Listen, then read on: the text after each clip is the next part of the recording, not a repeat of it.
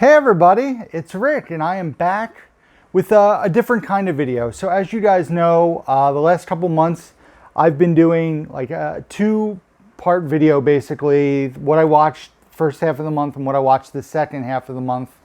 However, this month was a little different. So what I'll do is I will do a July review video, which will be coming soon to you guys.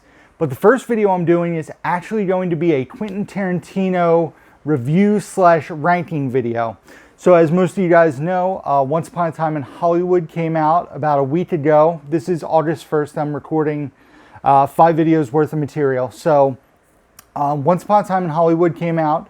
So leading up to Once Upon a Time in Hollywood, my girlfriend Bridget and I rewatched all of Quentin Tarantino's movies that he has directed, part of his 8 that were released before Once Upon a Time in Hollywood being his 9th movie. And you'll see why I did that, because my list actually has 10 movies. I split Kill Bill 1 and 2 into 2 separate movies. And so that's split into 2 different movies. And then I include Grindhouse as a whole. So I think those are the only notes I had. So Grindhouse, like I said, will count for the entire experience. But everything else is just all the Tarantino movies. There were, excluding Once Upon a Time in Hollywood, there was one Tarantino movie that I had not seen at all leading up to, the marathon, if you will. So it's funny because getting right into the list, number 10 is Jackie Brown, which stars Robert De Niro, Samuel L. Jackson, and of course Pam Grier. So this was my first time ever seeing Jackie Brown. It was one of those movies that I kind of kept putting off because I heard mixed things about it. I heard a lot of people say they did not love this movie compared to Tarantino's other stuff. So for me, it was okay. It didn't feel very Tarantino-esque. And if I'm not mistaken, it was based on a book, which I don't know if many or any of Tarantino's other titles have been based on books. So it just felt very un-Tarantino-esque to me, if you will. It was a good movie. It wasn't great. I definitely think it overstayed its welcome at 154 minutes. I have notes here, so I'm trying to... the cast was awesome. The story was good. But I was just waiting for more to happen. It just felt very long and dragged out or drug out for no really big payoff. So number 10 on Tarantino's list for me is Jackie Brown. Number 9 is his most recent movie before Once Upon a Time in Hollywood, Hateful Eight. So Hateful Eight for me, I really love the first hour and a half to hour and 45 minutes of the movie. I find it very entertaining, the interaction at Minnie's, and I find it very interesting when you find out what had happened at Minnie's. But the last 45 minutes to hour of this movie kind of just dragged for me. It hits a standstill, and it gets just a little too overlong. This movie runs 170 minutes, 168 minutes, so at nearly 3 hours. I definitely think if it was 2.5 hours, it would be a much more enjoyable watch, because the last 45 minutes just, even when I saw this in the movies, I lost attention. And I had to, obviously I went and saw it in the movies when it initially came out. I kind of nodded off during that last half an hour, and I went to a 12 o'clock movie. But when it came out on Blu-ray, I checked it out, was able to see everything. I did not miss much that first time. But yeah, it's just, Jennifer Jason Leigh is awesome in this movie. She's the highlight in this flick as Daisy. Definitely funny. The Lincoln Letter is also very funny to me, and what it symbolizes and what it does throughout the movie. So the other thing I do want to mention is I will try not to give spoilers. I will be vague with describing stuff. So if you haven't seen any of the Tarantino movies, and I'm going to really tiptoe around Once Upon a Time in Hollywood, I'll try not to get into spoiler territory. I'll just talk about maybe sections of the movie, like the last half an hour, the first hour. I will try to be as vague as possible. But for the stuff that's been out for a while, I'm going to probably get into some spoilers. So these are both the only 3.5-star movies for me out of Tarantino's repertoire. Next will be 4-star stuff. And at number 8 is Grindhouse, which I have right here. Grindhouse, if you're not aware, is comprised of Robert Rodriguez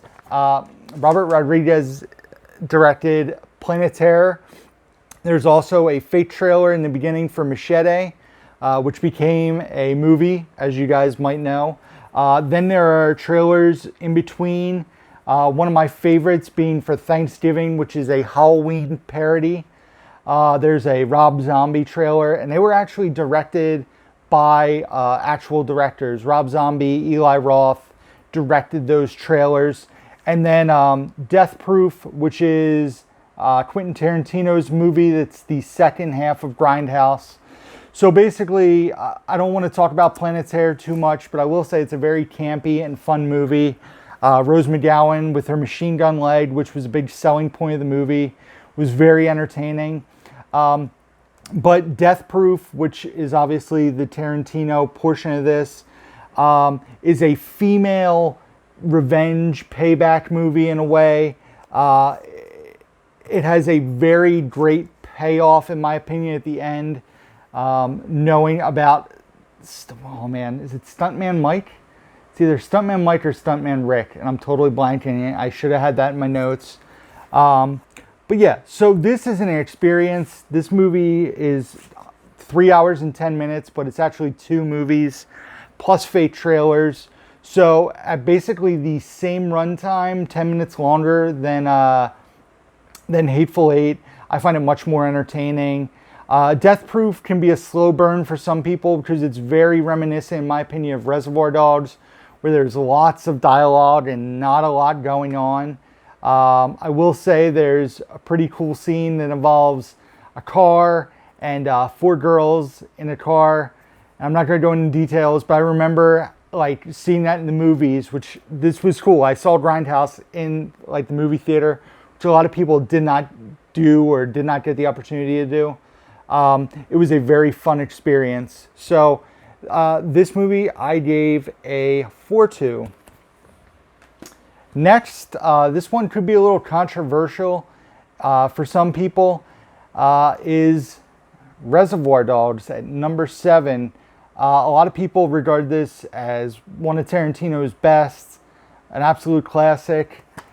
I don't know if it holds up as well after 27 years as what I initially used to think about it. I'm not saying it's a bad movie. I still give it a 4 out of 5. But compared to, you know, the top 5 movies on my list, this just isn't on the same level. It feels very much like Tarantino was trying to make a play for the big screen. The way characters enter and exit, the story, the way it's all shot, mostly in a single location.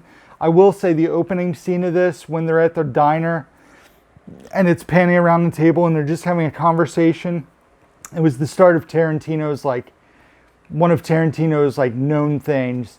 And just the way they shot that scene, the way Steve Buscemi interacts and talks about how he doesn't believe in tipping. I love the opening scene of this movie. I'm glad this is only 100 minutes, so I would be worried if Tarantino made this type of movie today and it was a 2.5-hour movie like a lot of his stuff is now, that it would have really overstayed its welcome, although I feel like he wouldn't have made this movie today, if you guys know what I mean. So, what else do I have about it? Michael Madsen and Steve Buscemi, in my opinion, are the standouts in this film. Stuck in the Middle with You, that scene is classic when the Steelers Wheel song gets played. And yeah, so Reservoir Dogs, number 7, 4 stars. Next, at number 6, Kill Bill Volume 2. As you guys can see, my awesome steelbook here that I cracked open for the marathon. So this is a very good watch. as you guys can tell, I enjoyed the first half more because I haven't talked about that yet. It is a slow burn of a movie, in my opinion. Classic Tarantino dialogue. At 2 hours and 20 minutes, I know that he had to end Volume 1 where he did and kind of make Volume 2. You know, he had to break it up where he broke it up. But it's good. I enjoy it. I love the way that they do, what is it? The coffin scene in this movie, I'm not a huge fan of. I get why they did it, why they added it to the movie. The scene in the trailer with Bud and Ellie is amazing. I'm not going to go into more detail, but that is an awesome 20 minutes of cinema. It's good. I just don't love it like I do, you know, some of the other movies coming up. The top 5, this is really the separating point for me. Like, these movies are all 3.5 to 4-star movies. Probably some 3.75s in there, like Grindhouse and Reservoir Dogs. These are 3.5s. This is a 4 for me. After this, it's all 4.5 and 5-star movies. And it was actually kind of tough for me to rank the movies. But so Kill Bill 2, number 6. Number 5, I don't have in my hands. Once Upon a Time in Hollywood was a blast. I have a ton of notes here, but you know, I'm going to try to tiptoe. I give it a 4.5 out of 5. Probably my most anticipated movie coming out this summer, maybe of the year. Obviously, Endgame was pretty high up there. But it's the most excited I've been to go see a movie in theaters since Endgame. And before that, probably since Infinity War. So Brad Pitt, in my opinion, was the standout highlight of the film. His character was hilarious. Brad Pitt had so many great lines. There was a lot of comedy in this movie, and I know Tarantino movies have comedy and humor to them, but this one really had a lot more than normal in my opinion. What else here? Margot Robbie felt like an afterthought to me in this movie. I think that Tarantino was trying to be very cautious how he handled Sharon Tate and her character. I felt like they could have had any actress in the movie playing Sharon Tate and it wouldn't have taken away or added anything. Margot Robbie looks like Sharon Tate, but outside of that, the scenes with Sharon Tate really hurt the movie in my opinion because I felt like they did not add anything. Leonardo DiCaprio was excellent as usual in this movie. I believe it's his first movie since The Revenant in 2015. He did a great job. I kind of expect him to knock it out of the park. But I was not expecting Brad Pitt to be the highlight for me, which he absolutely hands down was. Brad Pitt was awesome in this movie. And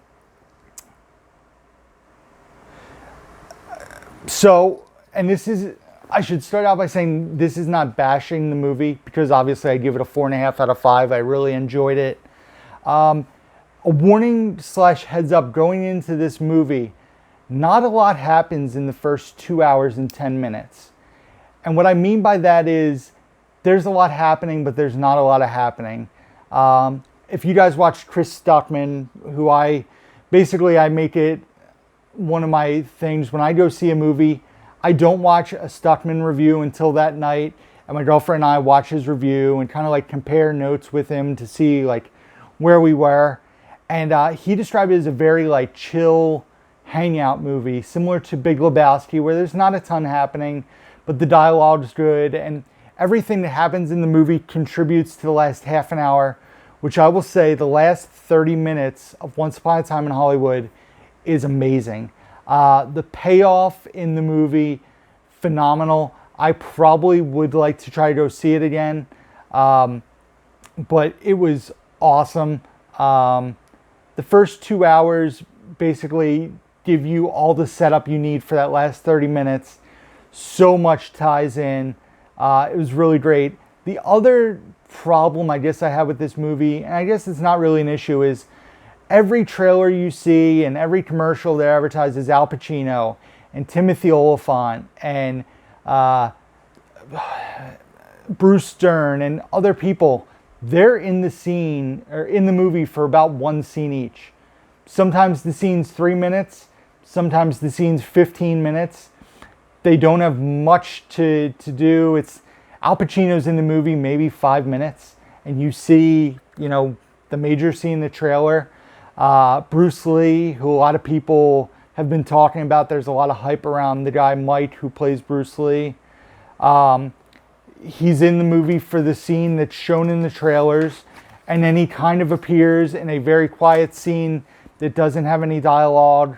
The movie is very much Brad Pitt, Leonardo DiCaprio, Margot Robbie, but once again, it's Margot Robbie watching herself at the movies. It's Margot Robbie talking to her friends, and it doesn't add a lot. But I definitely think this is probably the funniest Quentin Tarantino movie, the closest thing to a pure comedy that Quentin Tarantino has done.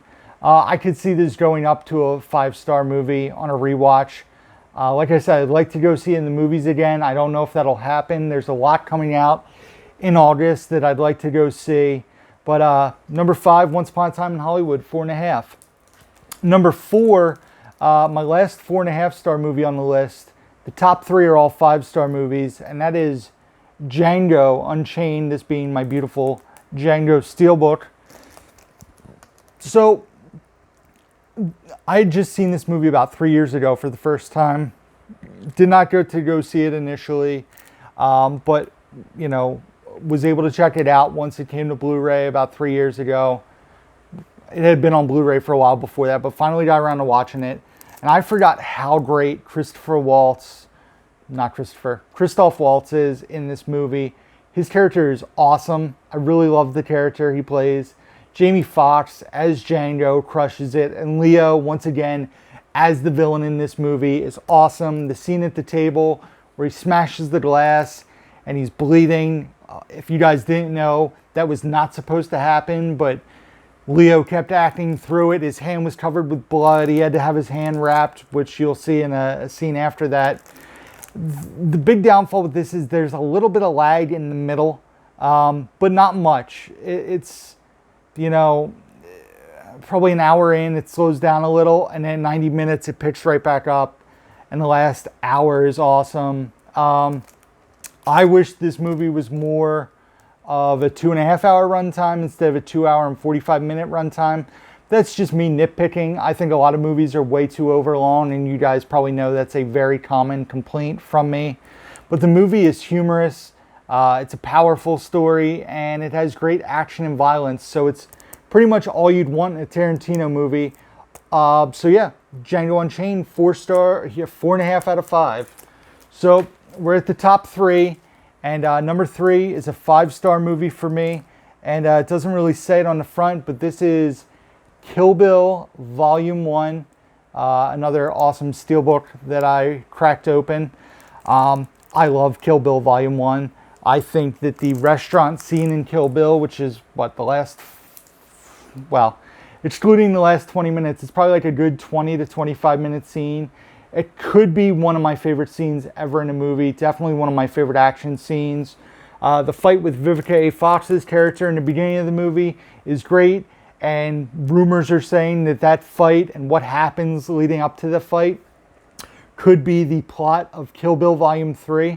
I've heard rumored casting of Zendaya playing Vivica A. Fox's daughter, and Maya Hawke, who is Ethan Hawke, and Uma Thurman's daughter, who starred in Stranger Things this past 3rd season, playing Uma Thurman's daughter, and it taking place like 20 years down the line. That would be awesome. I know it sounds like dream casting, but if Tarantino can make that happen and make that his 10th movie, I think that would be great. It's just a fun, non-stop action movie, and it's probably why I like this one substantially more than the first one, than the second volume. So Kill Bill Volume 1, number 3, 5 stars. Number 2 and number 1 were very tough for me. Going into this marathon, I thought I knew what my number 1 movie was, unless Once Upon a Time in Hollywood knocked that out. And Once Upon a Time in Hollywood didn't knock it out. You guys probably can figure out what did. Number 2 for me is Pulp Fiction. A lot of people say that Pulp Fiction's overrated. It's, you know, the popular choice, blah, blah, blah. Pulp Fiction is an awesome movie. It is entertaining. 2.5 hours flies by in this movie, as opposed to a lot of 2.5 to 3 hour movies that have some kind of lag. This movie just, in my opinion, is entertaining from start to finish. It's been a long time since I've watched this. It is a 5-star for me. It is a great film. The fact that he followed up Reservoir Dogs with this, it shows how much growth he had as a filmmaker just one picture in. John Travolta, Uma Thurman, Samuel L. Jackson are all amazing in this. Harvey Keitel is great. Christopher Walken, Bruce Willis, Ving Rhames. This has such a great cast, and there's so many great, you know, performances in this movie. You know, the pacing, the music is awesome in it. It's just so flippin' good. It's a very fun, gritty movie. I don't know, you know, a lot of you guys have probably seen this. If not, definitely check it out. Pulp Fiction is a 5-star movie. In my opinion, definitely one of Tarantino's best. Pulp Fiction. As you guys probably have figured out, number 1, my favorite Quentin Tarantino movie, Inglourious Basterds. So, Brad Pitt's character at the end of this movie, spoiler alert, says, I think this just might be my masterpiece. And I think that was Tarantino realizing how good this movie is. What this movie does and what had me pondering, was this number 1 or number 2 for me, because it was definitely 1 or 2. There are so many classic scenes in this film. The milk scene, the first 20 minutes of this movie, sets the pace for an incredible 2 hour and 30-minute ride. Then you have the scene where you meet the Inglourious Basterds and you meet the Bear Jew, and the scene is just incredible. It shows you humor, but it shows you these are people who know that the Germans, Nazi soldiers, are bad, and they want to show you what they want to do to them, and it shows you, and it does not hide, you know, what it does. Also, the scene in the basement bar, you enter that scene and they're playing drinking games and everybody's having fun and it's a great time, and the way the mood just flips and it turns into this intense game and this build up that ends with a crazy climax. And then of course the movie theater scene where Quentin Tarantino rewrites history. Not the only time he's done that in his career. The movie theater scene is incredible. The humor in this movie, the bloodbath, the message. What else do I have here? You know, Brad Pitt. I had a note in this, and obviously I was making the notes as I watched the movies. I put, plus, this is Brad Pitt's funniest performance yet, which is pretty bizarre to say. Well, he goes and tops this with Once Upon a Time in Hollywood with his comedic timing. But I will say, the scene where Brad Pitt and Eli Roth go to the movie premiere and they speak Italian and buongiorno, like with their awful accent, is hilarious. This movie, Christoph Waltz, is phenomenal. This is a classic movie. This is one, if you have not seen, please do yourself a favor. Watch Inglourious Basterds. It is violent, it is gritty, it is funny, it is intense. It is 2.5 hours of classic filmmaking. This film is a masterpiece. Tarantino had a quote in his movie that wasn't about the movie, but Brad Pitt summarizes it. This could be my masterpiece, and this is Tarantino's masterpiece. That's it, guys. That is my Quentin Tarantino ranking, all 10 movies that he has put out. What will be his 10th movie? Is it going to be an R-rated Star Trek? Is it going to be Kill Bill 3? Is he done after 9 because Once Upon a Time in Hollywood would be a great way to go out? I don't know. I just know that Quentin Tarantino is definitely one of my favorite filmmakers of all time. You know, it makes me want to watch Four Rooms, which I've never seen. Makes me want to rewatch From Dusk Till Dawn. Quentin Tarantino, in my opinion, is one of the best filmmakers, hands down. Once Upon a Time in Hollywood was a great movie. Go check it out if you haven't. That's the end of this video, guys, because I have 5 more to do. So you guys will, not 5 more, 4 more. You guys will be seeing stuff dropping. Make sure you subscribe to my channel. Hit the bell notification if you don't already, so you guys know when new videos are dropping. I have a pickup video. I have 2 unboxing videos. I have a July review video, which I'll probably mention my thoughts on Riedel Unlimited, because as you guys know, I'm an AMC A-lister. Probably not for very long. So that's a tease there. Links down below to Facebook, Twitter, Instagram, Letterboxd, where I rate and review all the movies, including all the Tarantino movies you guys can see. Also, my eBay page. If you guys are interested in anything on my eBay page, shoot me an email. Shoot me an instant message. A message on Facebook, a message on Instagram. I can work on a price with you guys. eBay charges fees. I always do free shipping on eBay, so I add all that into my price. So if you're interested in anything, hit me up, let me know. And until next time, guys, as always, who's down to movie? Bam, back.